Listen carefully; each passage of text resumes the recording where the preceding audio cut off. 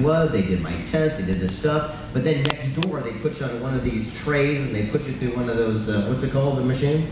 CT scanner. Yeah, CT scanner. They actually do a 3D model of your heart to see how it's going, and my wife was there to make sure I actually had a heart, so it worked out pretty good. And it was really, really neat because you have one person to talk to, and the reason I thought it was so cool to team up with him is that he simplified all the stuff that, you know, when you go to a doctor and they give you all this complex information, you don't really know what to make from it. He takes it and deduces it to super common sense stuff so even I can understand. And what's really, really neat, and I want you to talk about heart disease and how big of an epidemic it's become. Well, heart disease is actually the #1 killer in this country. And it's the #1 killer in most Western countries. It's a big problem because when we think about screenings, we do breast cancer screenings with mammography, we do colon cancer screenings, but we don't do screenings for the heart, which is a big problem. Cancers kill about 700,000 people per year. Cardiovascular diseases, 1.5 million people per year. When we talk about the women in this room, most women will die of cardiovascular diseases. Why don't we have screening for cardiovascular diseases? We can do it. It's just not done. It's done in my practice. In our hospital, we have over 75 cardiologists. They're all great. They'll take care of you after you've had a heart attack. They'll take care of you after you've had a stroke. Before that, nice to see you, go back to your doctor. I'm the guy who does it up front so you don't see those guys and you don't meet those guys. And that's what we need to do. And there's so much that you can do without medications. There's lifestyle things we can do. But I tell you, when you go to medical school in a Western country, where we live right now, they only teach you what they teach you here. They don't teach you what we know in Eastern medicine. They don't teach you things that have been known for decades. When you talk about heart intelligence, there's no cardiologist that knows about heart intelligence. That's like the heart math stuff, that's right? That's the heart math stuff. Right. So I was just at the American College of Cardiology meeting in San Francisco 3 weeks ago. 28,000 cardiologists from all over the world. How many know about heart math? Less than a handful. Less than a handful. How many people have ever heard heart math? Wow, see the difference? No. You guys should all be doctors. So let me ask a question. Does anyone have a question that you'd like to ask? Yes. Yeah. What's the #1 thing that we can do to bring ourselves heart coherence, in your opinion? What's the #1 thing we can do to give ourselves heart coherence? I think it starts with your thoughts. Okay, you won't hear this from a regular cardiologist, none of my colleagues, but it starts with your thoughts. Your thoughts are based on your feelings, and your thoughts turn into actions. But we know that your thoughts affect your physiology. The way you think, and when you breathe, if you breathe out a certain vapor, this has been proven. The way you think affects the physiology of the vapor that you breathe out. If you're in a loving, appreciative way of thinking, the vapor has a different context versus someone who's sad and fearful or frustrated. It's completely different. That's proof that it's changing our physiology, and that can affect your heart. Well, you know, one of the projects I've been working on, and we'll talk about a little bit tomorrow, is The Secret of Happiness, right? We've got the app, we've got the website, all this great stuff. But I've been going on this journey where I'm doing what's called Happiness ROI. It's like, what's the return on investment for being happy? And I wanted to ask people, is there a real reason for people to be happy, except for warm, fuzzy, feel good, high five? Is there something tangible? And I asked you, I said, is there a tangible benefit for happy people? Do they have less heart attack, or do they recover easier? What's the answer? The answer to that is yes, absolutely. And there's evidence to prove it. And we know the type A person that's picky about everything and has to have everything in a particular order, their risk of having a heart attack is far higher than the type B person. We know that for a fact. And we also know for a fact that people who present to the hospital, this was described a few years ago in Japan first, and we've seen this, I've seen this firsthand here. When people are under a lot of stress, their heart can be so damaged it looks like they've had a massive heart attack.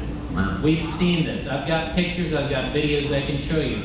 And it was first described in Japan, and I didn't believe it. When I was a fellow about 10, 12 years ago and I was training, we saw someone come in with a massive heart attack. Their heart looked like it was damaged. Normal heart function is about 60%. This person's heart function was 10%. So this lady came in with a massive heart attack, And we take her to the cath lab and we do an angiogram looking at her arteries to see where the blockages were. She had no blockages. No blockages. And her heart's pumping at 10%. So it was all stress-induced. She was in a very stressful situation emotionally, physically, and from a illness perspective. All those things together put her in this stress-induced state. Then 2 weeks later, after treating her and getting her better, her heart function was better. It was normal. That does not happen with a heart attack. So that's all with the mind. Sorry, I thought you were done. I'm sorry. I have a question. If someone is suffering from the onset of a heart attack, all right, some of the telltale signs, is there a way for them to literally think themselves better at that time? What do you suggest they do on the onset of a heart attack? There is a way, but I would say you do both. And that's why, you need someone like me, because I believe in the thought affecting your health as well. But I also believe in what we've learned in medicine, the true traditional way of practicing medicine. So in that particular person, the first thing I would say is take an aspirin. That's going to save your life. It's going to decrease your risk of dying by 50% at that moment. That's huge. The other thing is to try to say calm your thoughts down while you're having crushing chest pain or you can't breathe. It's a little challenging. But I would say, if you can do that or be in a calm type of a situation, that'll help you. But usually the reason why they're having a heart attack is because they're not. They're in a stressful situation. I've had people who've had heart attacks at board meetings in their office. I've had athletes who've had heart attacks in a stressful situation arguing with their sister. So it happens. Okay, yeah, Dave Corbin in the back. So many of us are moving and grooving and running and gunning, and we end up with like adrenal fatigue or something like that. Two questions. One, is there a correlation between adrenal fatigue and cardiac disease? And if so, other than meditation and the regular stuff, is there anything that you can tell us that may not be readily available to mitigate that? Well, with adrenal fatigue, you're probably also in a high-stress situation. Many things are going to really cause you to be in a high-stress situation. And we know there's a direct correlation between a high-stress situation, inflammation in your body, and heart disease. It's just as bad as someone having high cholesterol. Stress and stress markers can be a predictor of heart disease too. Wow, pretty powerful. Yeah, go ahead. You mentioned about the inflammation and how that affects the heart. So would you prescribe somebody, if they're eating like a typical American diet, to go on like an alkaline diet, which reduces a lot of the inflammation? Alkaline diet is one thing that I might consider. And the data as far as the alkaline diet is some data that I'm aware of. I'm still looking at that.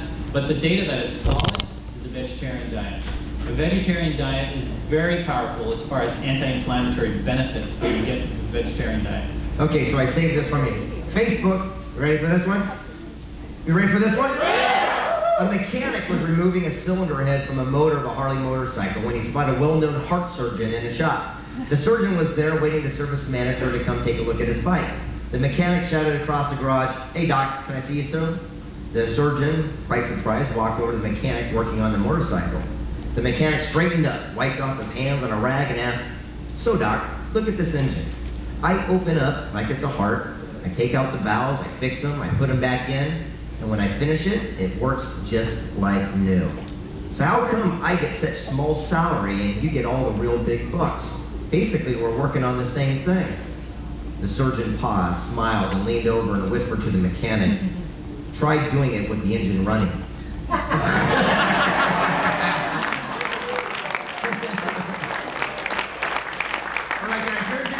About 6 properties that were great deals, and life was just in the toilet. Newly divorced, not doing very well.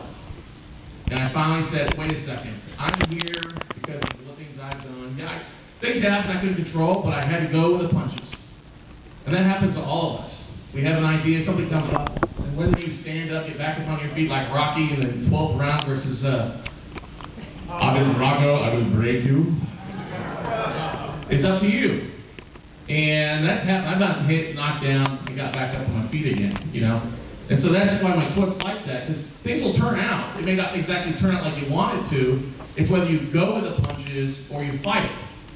And a lot of times, the worst thing we do is fight it and just go with it, and it'll turn into something that's even more amazing than we ever figured out. When I launched my firm back 6 years ago, I had an idea of where I wanted to be. I knew I wanted to be a nationwide company working with investors and trading deals all across the country. So literally, I hit the road for 8 months.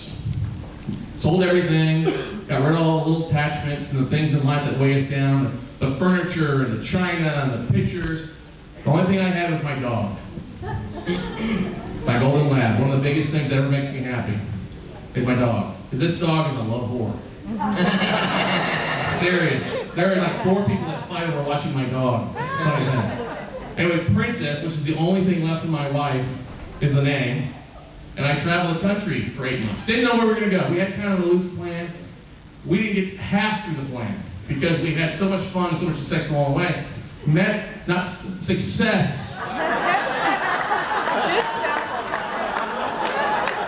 Wow. What a crowd. Anyway. Wow. It's there for humor. Hey, shh. Don't be talking dirty about my dog.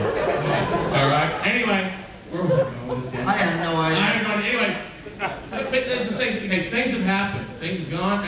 Things fail every day. I mean, we get kicked in the teeth, we get kicked in the rear, we get knocked down every day with things. Offers get accepted, offers get denied, offers get pulled back. You know, decisions say no. Go with the no's. Turn the no's into a yes. Because I can't tell you how many times I've been told no that have turned back into being not now. And that's what you have to look at. Like all the no's in life, I mean, they're just not ready for you. Okay?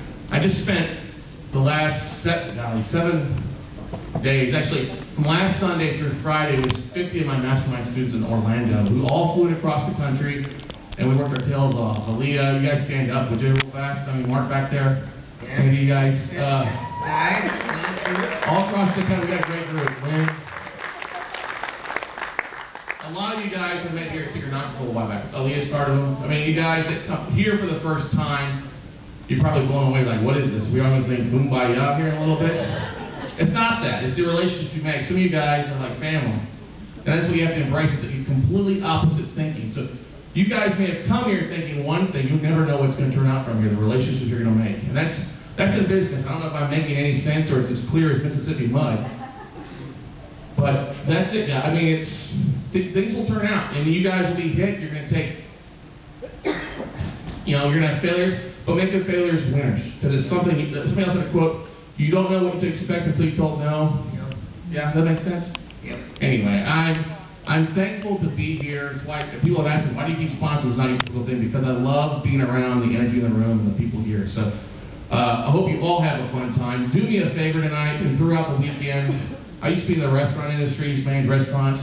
Make sure and thank everybody out there that's serving the food. Yeah. All right, those guys in Austin, they work for $2.13 an hour. Here they make a little bit more. Okay? They serve your food. You want to make sure they serve you clean, but which they will, of course. So, but let's make some rip-roaring noise for the master of the hour, the big mad bald hatter, the last known verbal gunslinger, Greg Reed. Come on, man. Take your spot. Put it in, man. And again, when you're eating that delicious food tonight, remember who you want to get. Give them some props.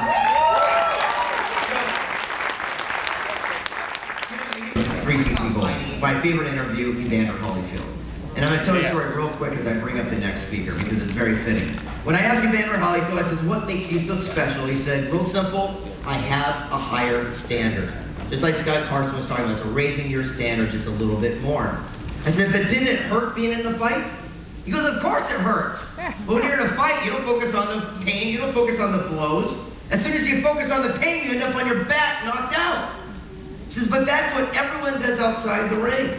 They focus on the gas prices and the war and the economy, and they wonder why they never become a champion in their own field. He says, where could you be outside the ring if you were a pet groomer, stockbroker, or insurance sales executive that had a higher standard than them? And I looked up at him and literally had half an ear eaten off by Mike Tyson, right? He pulled me inside. And he says, you know what the funny thing is?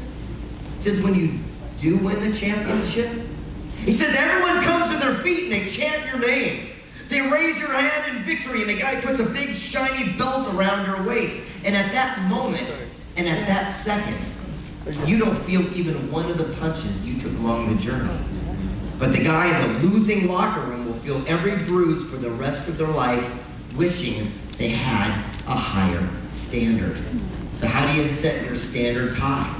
You surround yourself with the best people, and you put the best content into your brain.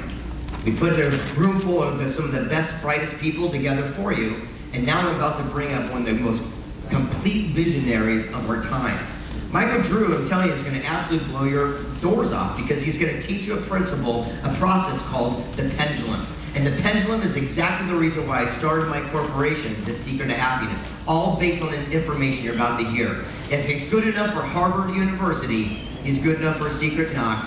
Come to your feet, put a round of applause for the one and only Michael Drew. Come on up, Michael.